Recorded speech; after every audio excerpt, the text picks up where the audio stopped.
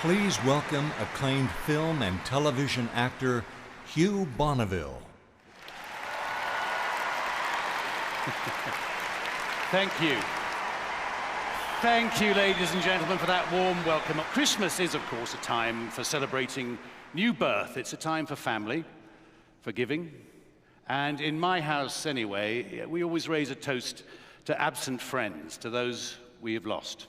And we share stories about them, bringing them back to life in our memory. And the account I want to share with you this Christmas season is just such a story. It's about a family who, in the darkest moments of life, found the hope and peace we associate with this season, the true spirit of Christmas, how it transformed them and also has blessed this world.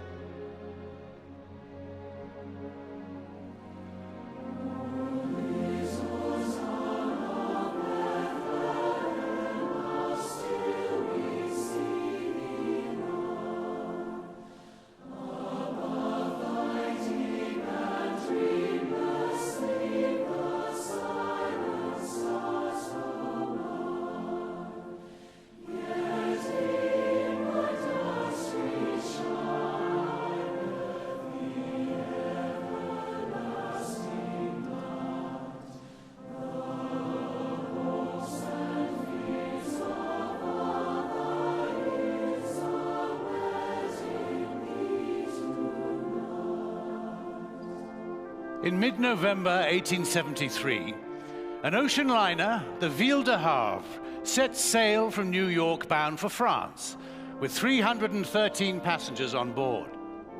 One can imagine their festive Atlantic crossing, with ribbons of red, swags of evergreen, and Christmas carols wafting through a dining room sparkling with candlelight.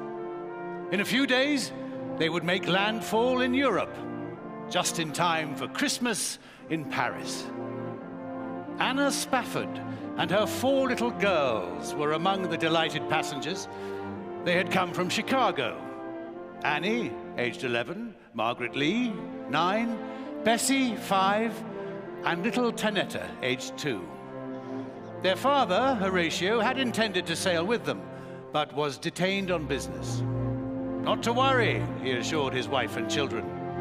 He would book his passage in a few days, and soon they would be reunited in Paris, the city of light, celebrating the season of goodwill.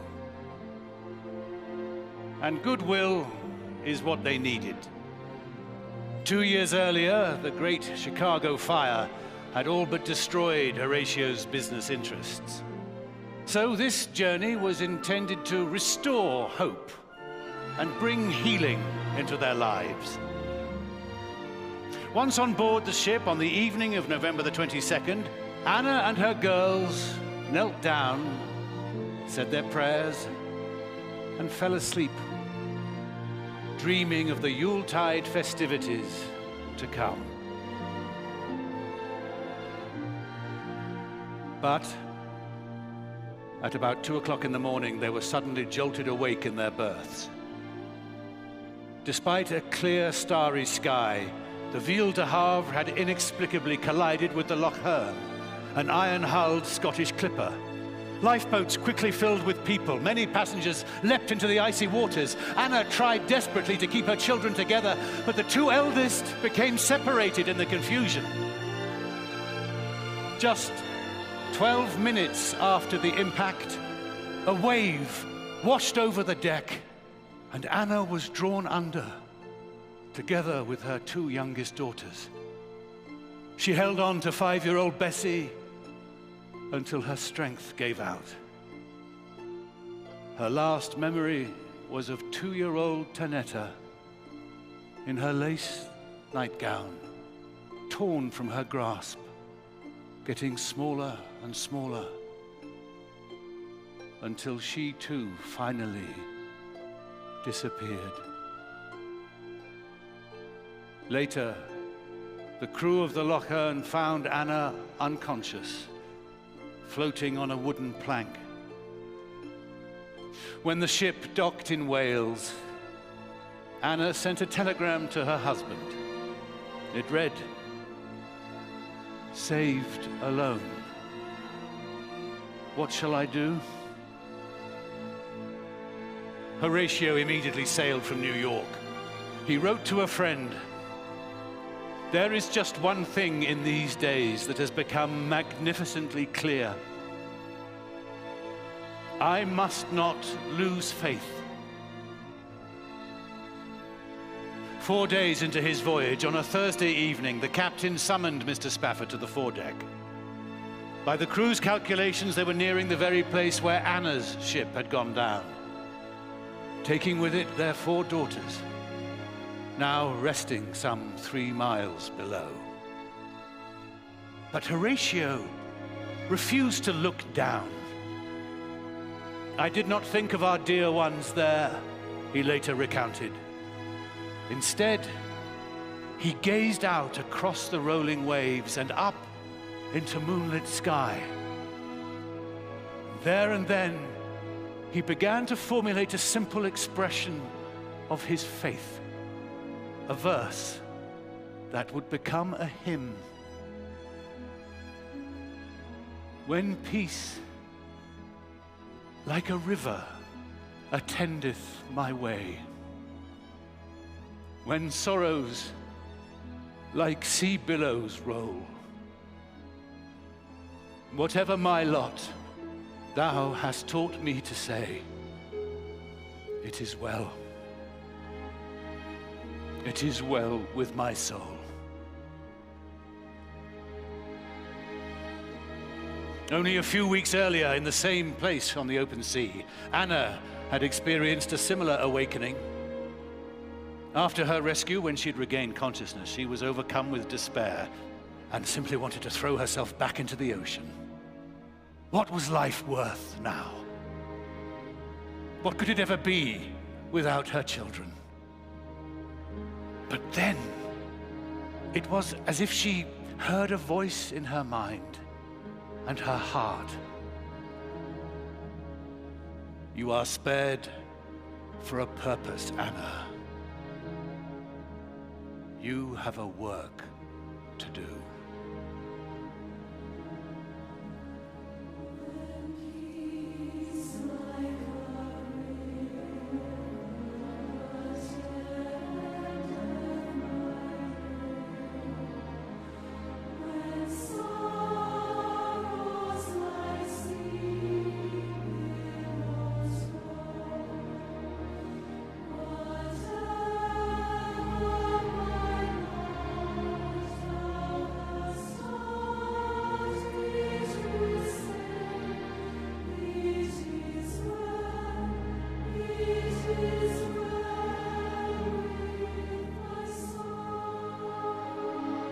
Once they had returned to Chicago, Horatio sought the support and prayers of his congregation to help him face the dire financial straits in which he found himself. Anna gave birth to a boy and then a girl. But sorrow upon sorrow, that son, Horatio Jr., succumbed to scarlet fever at the age of 3. Then, a year later, another daughter was born. Only 2 of their 7 children lived to maturity. But the Spaffords never yielded hope.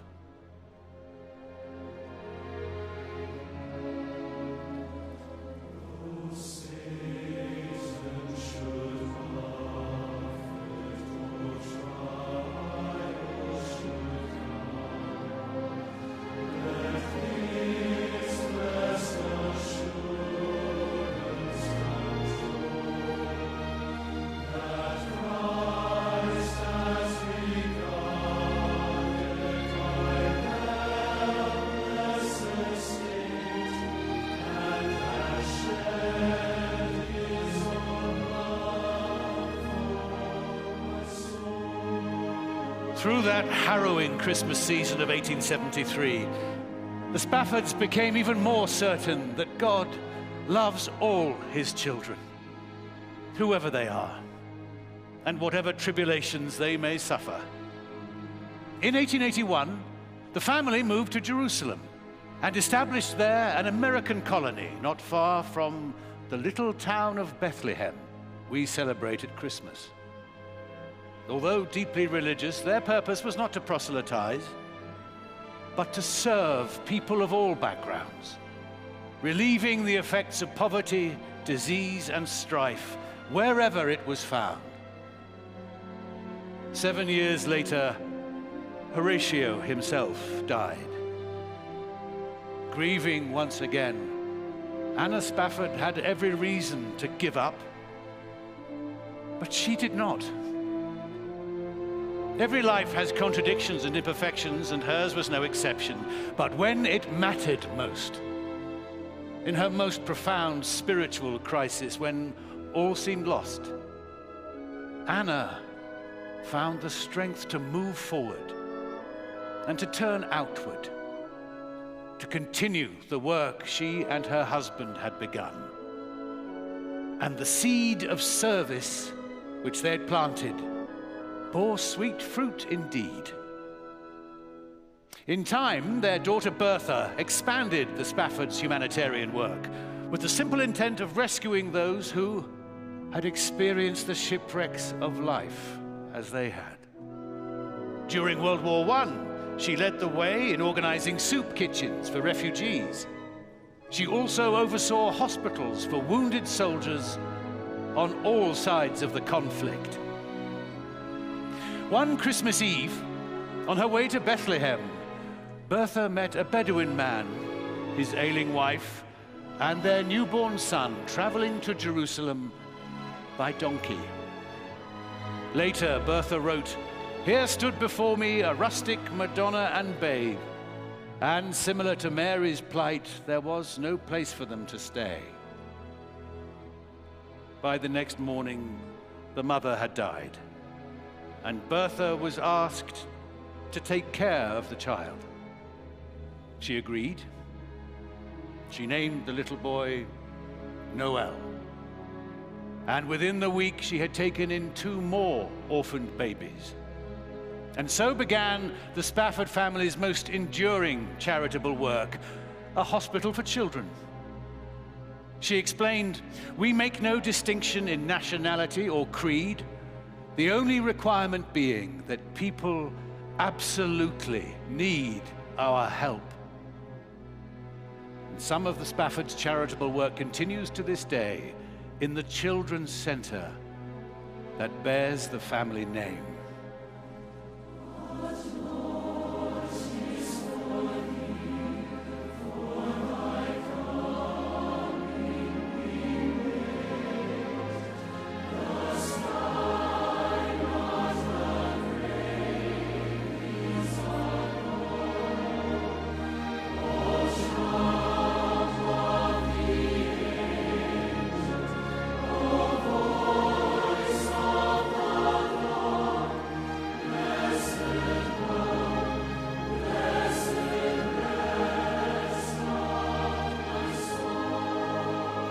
For nearly 150 years, millions have sung and have been lifted by Horatio's hymn, but most have not been aware of the circumstances in which it was written. But they have been strengthened by its universal message. Horatio's words echo with the story of Christmas. A child was born in Bethlehem, bringing peace on earth and goodwill toward men. Because of him and through his example, the human spirit can rise above tragedy. Whenever, however, we suffer our own night of sorrow, God's love does shine in the darkness. Hope can heal the wounded soul, and the Christmas work of giving, of loving, serving, and of rescuing is ours if we choose to make it so. And as we do, we join with saints and angels to rejoice and sing. It is well. It is well with my soul.